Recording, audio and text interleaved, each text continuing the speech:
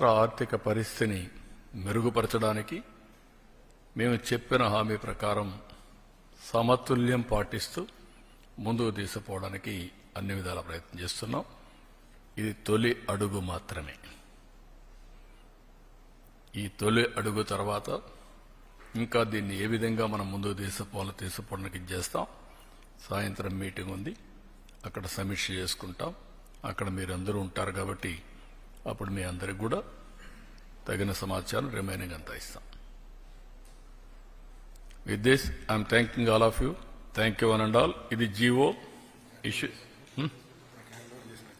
ఇప్పుడు నేను జీవోలు లోకేష్ గారికి హ్యాండ్ ఓవర్ చేస్తున్నాను. మీకు ఇవ్వాలి, మీది కాదు, మేము డబ్బులు ఇచ్చేది మేము, మీరు కాదు. మీరు అమలు చేసేది మీరు.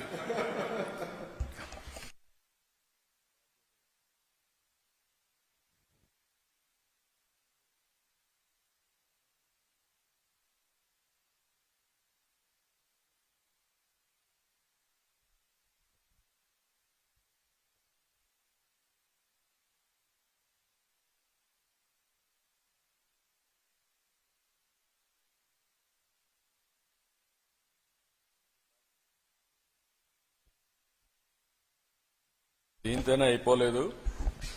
ఎడ్యుకేషన్లో మీరు నాలెడ్జ్ హబ్కు చిరునామాగా ఆంధ్రప్రదేశ్ని తయారు చేయాలి. పిల్లల్లో ఆ పట్టుదల రావాలి. దానికోసం వర్కౌట్ చేయండి.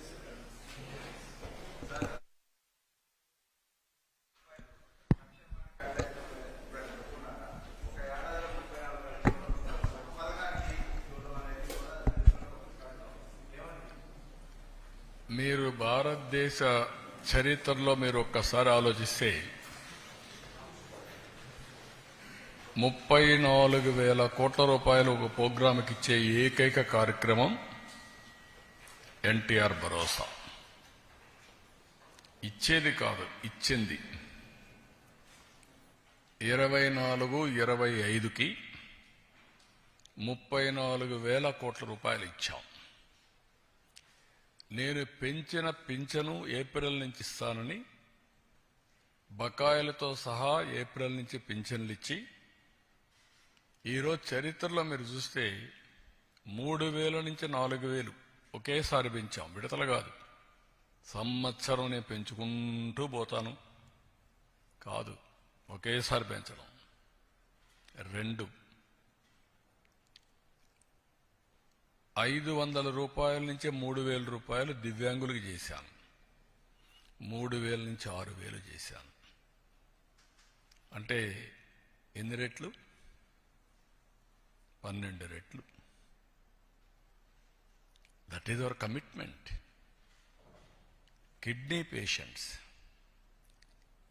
లేకపోతే కొంతమంది బాగా డిఫంక్ట్ అయిన వాళ్ళందరికీ 10,000 రూపాయలు నెలకు. సంవత్సరానికి 1,20,000 రూపాయలు. బెడ్కే పరిమితమైన వాళ్ళకి 15,000 అంటే 1,80,000 రూపాయలు ఆ ఫ్యామిలీకి ఇస్తున్నాం. ఇది నేను అడుగుతున్నా విజ్ఞులందరినీ. రాష్ట్రంలోని దేశంలో ఏ రాష్ట్రమైనా దరిదాపుల్లో ఉన్నారా? That is our commitment. There is no second thoughts. అందుకే ఒక సాటిస్ఫాక్షన్. పేరు కూడా పేదల సేవలో పెట్టి ఎక్కడ కూడా అజాగ్రత్త లేకుండా మొదలు తారీఖున ఇంటింటికి వెళ్ళి వాళ్ళు ఎక్కడుంటే హాస్పిటల్లో ఉంటే హాస్పిటల్లో, నరేగా పనులు చేసుకుంటే అక్కడ, బంధువులింట్లో వీళ్ళకి ఇవ్వడం, ఏదైనా ఓల్డేజ్ హోమ్లో ఉంటే అక్కడ కూడా తీసుకుపోవడం. అంటే ఎక్కడ ఉంటే అక్కడ తీసుకుపోయి డబ్బులు ఇవ్వడం అనేది. ఒకప్పుడు అన్నారు మా దగ్గర వాలంటీర్లు ఉన్నారు, అది లేకపోతే కాదని. ఎలక్షన్ ముందు మనం విన్యాసాలు చూసాం. ఈరోజు సుజావుగా ఎక్కడ డిస్టర్బెన్స్ లేకుండా టెక్నాలజీ ఆడిటింగ్ చేసి మళ్ళా IVRS పంపించి సాటిస్ఫాక్షన్ 85 నుంచి 90%.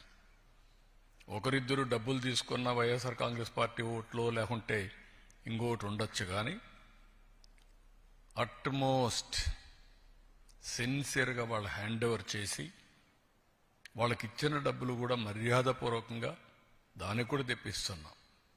ఏదో డబ్బులు ఇస్తున్నామని వాళ్ళని తక్కువ చూడొద్దండి, గౌరవప్రదంగా ఇవ్వాలి అనేది కూడా చేసే పరిస్థితికి వచ్చాం. That is our commitment. ముందు రోజు ఇస్తున్నాం. సెలవు అయితే 1 డే ముందు. ఎప్పుడో జరిగాయండి ఇవన్నీ. That is our commitment. ఆ కమిట్మెంట్ నెరవేరుస్తున్నాం. మీరు చెప్పినట్టు ఒక ప్రోగ్రాంలో ఒక రోజు 10,000 కోట్లు, 67 లక్షల మంది పిల్లలకి. అయితే ఈ డబ్బులు కూడా మనం ఇచ్చేది ప్రజలు కూడా ఆలోచించుకోవాల్సిన అవసరం ఉంది.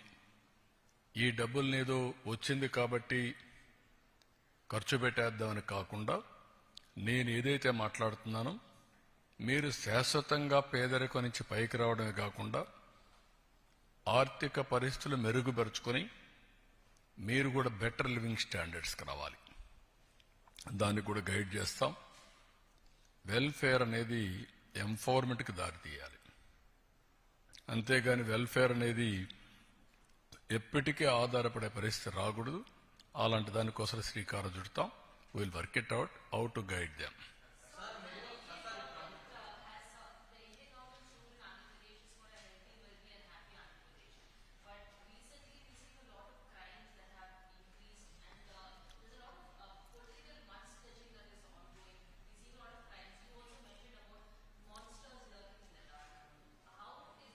Now, can you tell me anywhere in the country, any political party is having this type of background? I'm asking straight question. In the country, బాబాయిని చంపి ఆనాటి ముఖ్యమంత్రి నేనే, నా చేతిలో కత్తి పెట్టే ధైర్యం వచ్చిందంటే నేరస్తులకి, కెన్ యూ ఇమాజిన్? దాన్ని నమ్మించడానికి సాక్షి, పేపరు, టీవీ పెట్టుకొని పదే నమ్మించి సానుభూతి సంపాదించినది కూడా చూశారు కదా మీరు. Are they fit in politics? ఏంటి మన తెనాలి? ఎవరు వాడు? Rowdy sheeter. ఎవరు వాడు? గంజాయి బ్యాచ్. మీరు వెళ్తారా? ఎన్ని గుండెలు ఉండాలి మీకు? ప్రజలు మీకు సపోర్ట్ చేయాలన్నా. ఇంకొక పక్క నిన్న పొగాకు. ఏంటి నీ పని? పొగాకుకు నేను చెప్పాను, ఎవరిచ్చారండి? 12,000 రూపాయలు క్వింటాల్కిచ్చి కొనిస్తున్నాం. మా దగ్గర ఎక్స్పర్టైజ్ లేదు, గోడౌన్స్ కూడా లేవు, రైతులు ఇబ్బందుల్లో